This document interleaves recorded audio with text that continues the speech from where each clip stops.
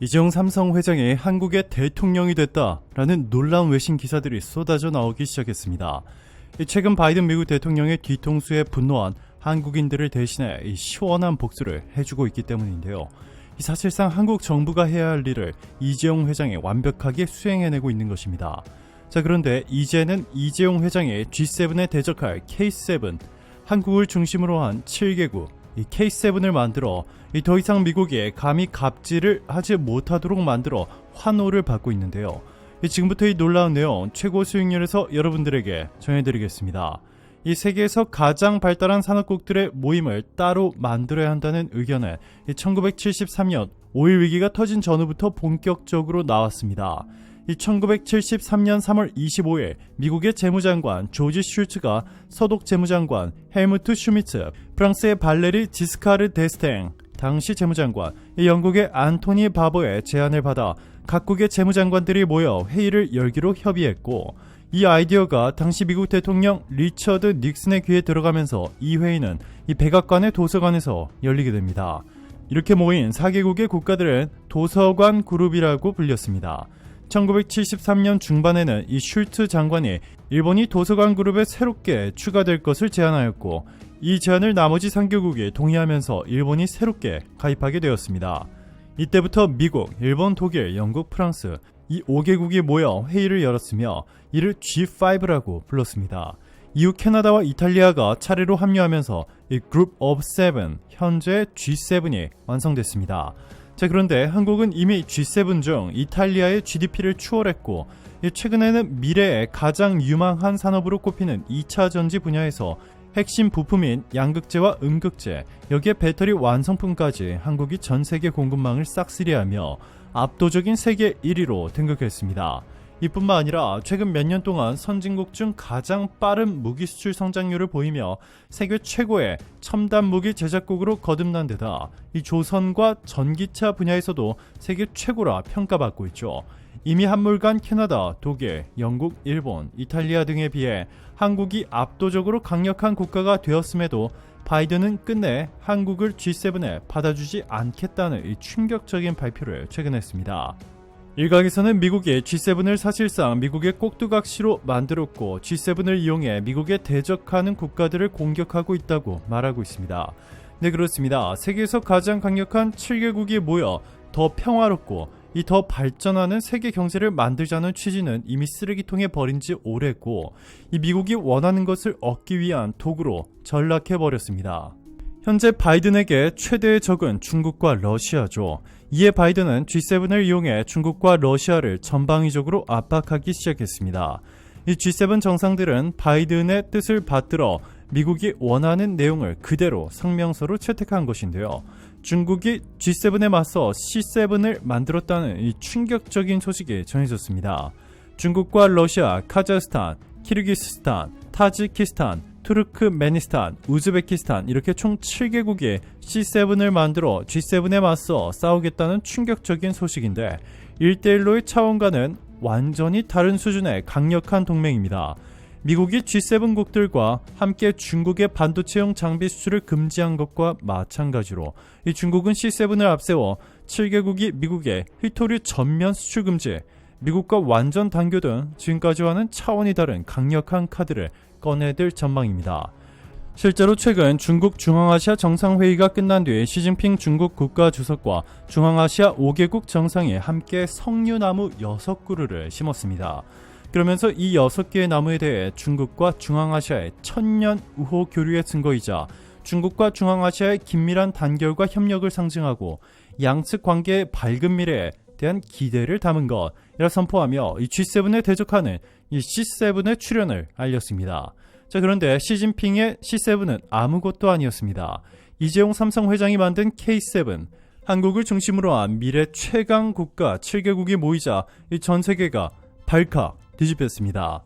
이 K7 때문에 이제는 미국조차 한국을 감히 함부로 대하지 못하게 됐는데요.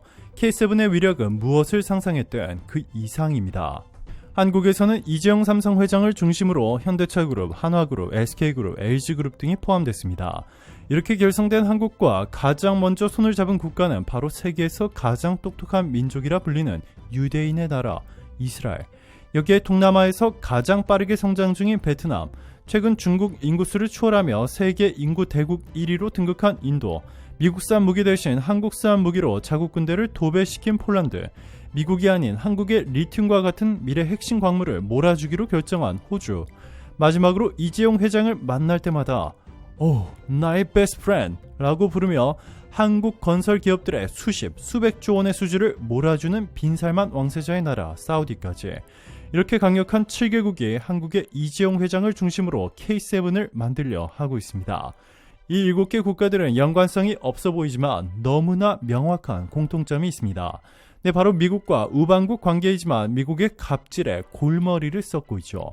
사우디도 해마다 미국에서 천문학적인 무기를 사들이며 좋은 관계를 유지하고 있지만 바이든은 사우디에 중국과 관계를 완전히 끊어버리라, 그렇지 않으면 배신자로 간주한다, 미국 경제를 위해 석유값을 낮춰라 등의 말도 안 되는 요구를 받고 있어 이 골머리를 썩고 있습니다. 한국도 바이든의 수도 없이 뒤통수를 맞아 심각한 손실을 입고 있습니다. 현대차 그룹이 100억 달러 이상을 미국에 투자한다는 사실을 발표할 수 있어 너무나 기쁩니다. 다시 한번 미국을 선택해주신 이 정의선 회장에게 감사의 뜻을 전합니다. 미국은 현대차를 실망시키지 않을 것입니다 라고 한국에서 발표한 뒤에 미국에 돌아가자마자 현대차를 쏙 빼놓고 미국 전기차에만 보조금을 주어 현대차의 미국 판매량이 급감하게 만든 것을 시작으로 한국의 대표 반도체 기업인 삼성과 SK가 미국에 수백조 원에 달하는 투자를 발표한 직후에 이 바이든 행정부는 반도체 보조금을 받고 싶으면 공장 직원과 공장 건설 노동자 등을 위한 보육 지원 방안을 제출하라, 그리고 초과 수익은 미국 정부에 공유할 것을 약속하고 수율 등 기밀 정보도 모두 내놓아라, 그렇지 않으면 보조금을 안 줄 수 있다 라는 더 황당한 발표를 했습니다. 어이가 없죠. 이에 이재용 회장을 중심으로 정의선 현대차 회장, 그리고 한화, LG 등이 한국의 대표로 하여 이스라엘, 사우디, 베트남, 인도, 폴란드, 호주 등의 대표 기업들과 이 세계에서 가장 강력한 글로벌 네트워크를 구축했고, 이를 사람들은 K7이라 부르기 시작했습니다. 한국을 중심으로 세계에서 가장 강력한 공급망을 구축한 것인데요. 이 세계에서 가장 돈이 많은 사우디와 반도체 첨단 장비를 세계에서 가장 잘 만들 뿐만 아니라 미래 산업을 좌지우지하는 거대 벤처기업 수천 개를 보유한 데다 미국 정재계 인사들을 모두 장악한 이스라엘, 최근 중국의 인구마저 따라잡으며 인구 대국 1위로 등극했을 뿐 아니라 한국보다 치열한 교육열로 매년 수백만 명에 달하는 IT 천재들을 배출하며 세계 최강국이 되어가고 있는 인도, 휘토리와 리튬 등 미래 산업에 필요한 핵심 광물들이 너무나도 풍족한 호주 등 7개국 대표 기업들이 한국의 K7에 합류하자 놀라운 일이 벌어지기 시작했습니다. 더 이상 바이든의 이 K7 국가들의 뒤통수를 칠 수 없는 것은 물론 일각에서는 조만간 K7이 G7보다 더 강력한 영향력을 행사할 수 있다고 주장했습니다. 한국을 막대하던 중국도 초비상이 걸렸습니다. G7 정상회의가 끝난 직후인 오늘 중국에서 네이버 포털 사이트 접속이 차단됐습니다.